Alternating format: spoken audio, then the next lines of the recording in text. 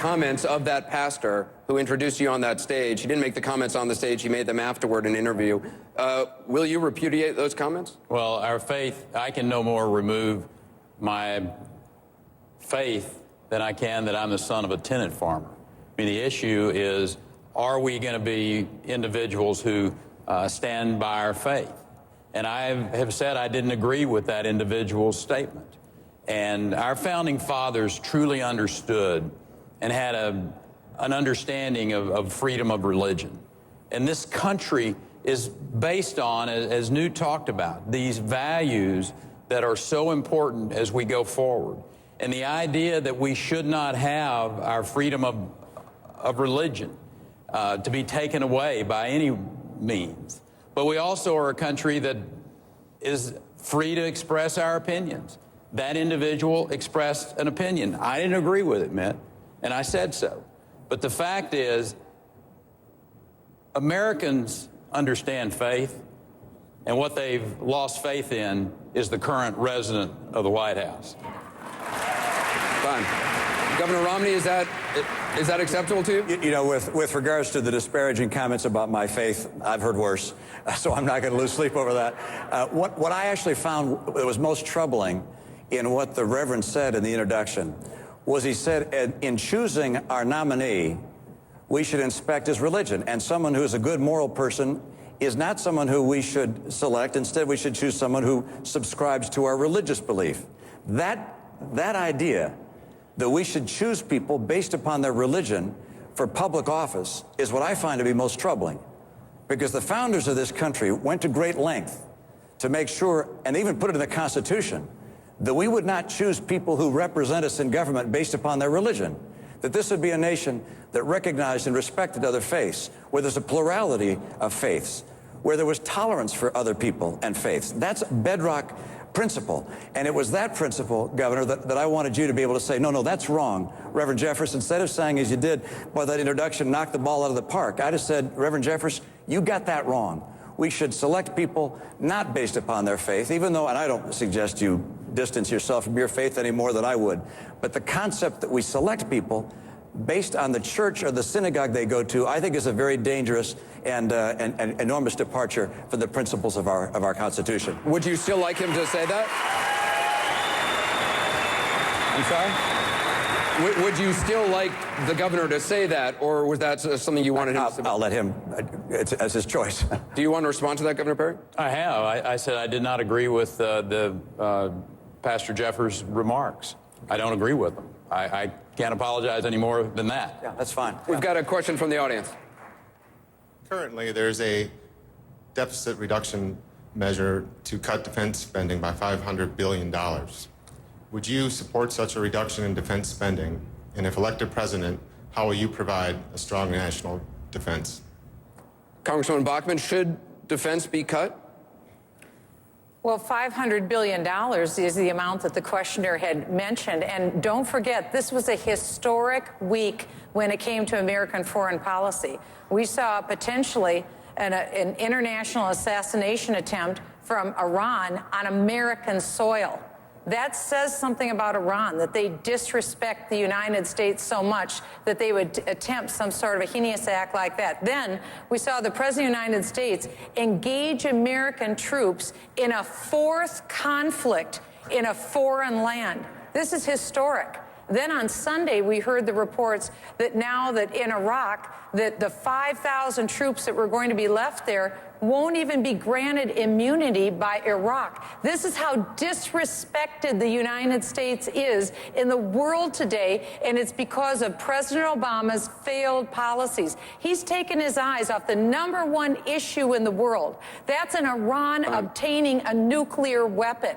That makes all of us much danger, and the President of Iran is a genocidal maniac. We need to stand up against Iran, and as President of the United States, we will be respected again in the world.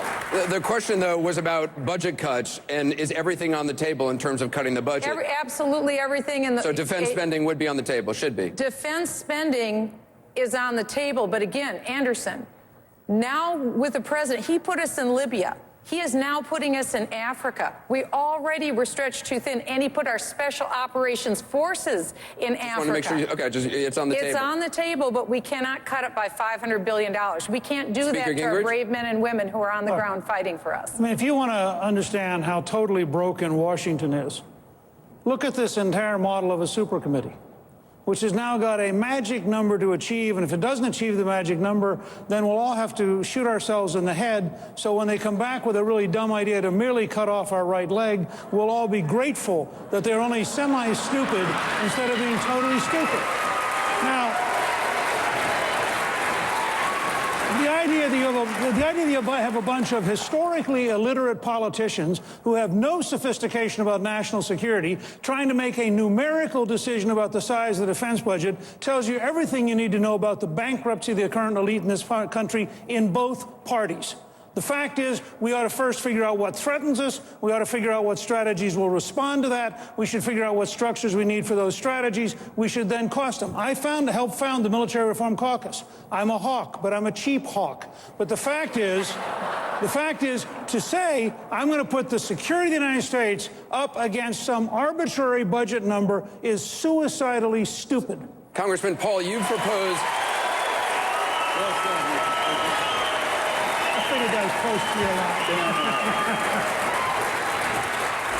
Congressman Paul, you've just proposed eliminating the Departments of Commerce, Education, Energy, Interior, Housing, and Urban Development.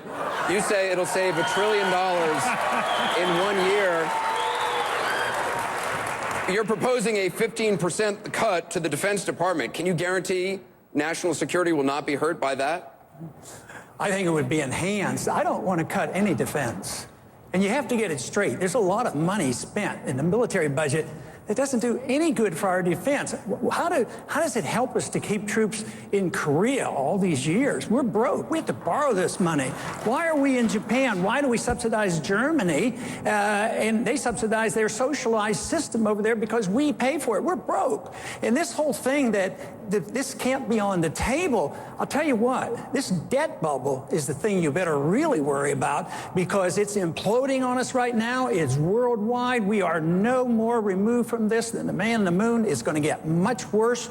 And to cut military spending is a wise thing to do. We would be safer if we weren't in so many places. We have an empire. We can't afford it. The empires always bring great nations down. We spread ourselves too thinly around the world. This is what's happened throughout history. And we're doing it to ourselves. The most recent empire to fail was an empire that went into, of all places, Afghanistan. They went broke. So where are we in Afghanistan? I say it's time to come home. Con. We just have a Twitter question. Given that Israel has just negotiated with Palestine for a soldier, would any of you negotiate for a hostage? Herman Cain, let me ask this to you. A few hours ago, you were asked by Wolf Blitzer if al-Qaeda had an American soldier in captivity and they demanded the release of everyone at Guantanamo Bay, would you release them? And you said, quote, I could see myself authorizing that kind of a transfer. Can you explain? The rest of the statement was quite simply, you would have to consider the entire situation. But let me say this first. I would have a policy that we do not negotiate with terrorists. We have to lay that principle down first. Now, then you have to look at each individual situation and consider all the facts. The point that I made about this particular situation is that I'm sure Prime Minister Benjamin Netanyahu had to consider a lot of things before he made that. So on the surface, I don't think we can say he did the right thing or not. A responsible decision maker would have considered everything. But you're saying I mean, in your words, you said that I could see myself authorizing that kind of a transfer. Isn't that negotiating with, in this case, al-Qaeda? I don't recall him saying that it was al-Qaeda related. Yeah, he did. He said... Well, my policy would be we cannot negotiate with terrorists. That's where we have to start as a fundamental principle. Senator Santorum? Oh, absolutely not. I mean, you can't negotiate with terrorists, period.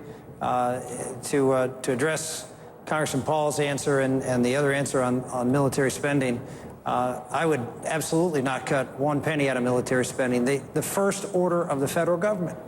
The only thing the federal government can do that no other level of government can do is protect us. It is the first duty of the President of the United States is to protect us. And We should have the resources. We should have all the resources in place to make sure that we can defend our borders, that we can make sure that when we engage in foreign countries, we do so to succeed. That's been the problem in this administration. We've had political objectives instead of objectives for success, and that's why we haven't succeeded. And as Michele said, and correctly said, the central threat right now is Iran. The disrespect, yes, but it's more than that. They sent a message. The two countries that they went after was the leader of the Islamic world, Saudi Arabia, and the leader of the, quote, secular world, the United States. This was a call by Iran to say, we are the ones who are going to be the supreme leader of the Islamic world. We are going to be the supreme leader of the secular world. And that's why they attacked here. And by the way, they did it in coordination with Central and South Americans, which I have been talking about and writing about for 10 years. Congressman Paul, you were referencing that answer. 30 seconds. I think we're on economic suicide if we're not even willing to look at some of these overseas expenditures, 150 bases, 900 bases, 150 different countries. We have enough weapons to blow up the world about 20, 25 times. We have more weapons than all the other countries put together, essentially. And we want to spend more and more, and you can't cut a penny? I mean, this is why we're at an impasse. I want to hear somebody up here willing to cut something real. This budget is in bad shape, and the financial calamity is going to be much worse than anybody ever invading this country. Which country? Are they going to invade this country? They can't even shoot a missile. We have a question in the hall that gets to your question. The question in the hall on foreign aid. Yes, ma'am. The American people are suffering in our country right now. Why do we continue to send foreign aid to other countries when we need all the help we can get for ourselves? Governor Perry, what about that? I mean, absolutely. I think it's time for this country to have a very real debate about foreign aid. Clearly, there are places. As a matter of fact, I think it's time for us to have a very serious discussion about defunding the United Nations. When you think about the Palestinian Authority circumventing those Oslo Accords and going to New York to try to create the conflict and to have themselves approved as a state without going through the proper channels, is a travesty. And I think it's time not only to have that entire debate about all of our foreign aid, but in particular the UN. Why are we funding that organization? Governor Romney, should foreign aid be eliminated? Foreign aid has several elements. One of those elements is defense, is to make sure that we are able to have the defense resources we want in certain places of the world. That probably ought to fall under the Department of Defense budget rather than a foreign aid budget. Part of it is humanitarian aid around the world. I happen to think it doesn't make a lot of sense for us to borrow money from the Chinese to go give to another country for humanitarian aid. We ought to get the Chinese to take care of the people that are taking that borrowed money today. And finally, there's a portion of our foreign aid that allows us to carry out our activities in the world, such as what's happening in Pakistan, where we're supplying our troops in Afghanistan through Pakistan. But let me tell you, we're spending more in foreign aid than we ought to be spending. And Congressman Paul asked, is there a place we can cut the budget? Let me tell you where we cut the budget. Discretionary accounts we bring back to 2008 level. We get rid of Obamacare. Number 3, we take Medicaid, turn it back to the states, grow it at only 1% to 2% per year. Number 4, we cut federal employment by at least 10% through attrition. And finally, we say to federal employees, you're not going to make more money than the people in the private sector who are paying for you. We link their compensation. Congressman Paul. On foreign aid, that should be the easiest thing to cut. It's not authorized in the Constitution that we can take money from you and give it to particular countries around the world. To me, foreign aid is taking money from poor people in this country and giving it to rich people in poor countries, and it becomes weapons of war, essentially. No matter how well motivated it is. Congressman Paul, would you cut aid to Israel?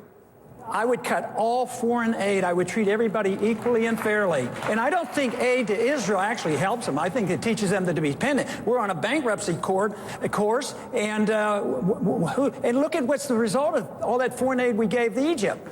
I mean, their dictator that we pumped up, we spent all these billions of dollars, and now there's a more hostile regime in Egypt, and that's what's happening all around Israel. That foreign aid makes Israel dependent on us. It softens them for their own economy, and they should have their sovereignty back. They should be able to deal with their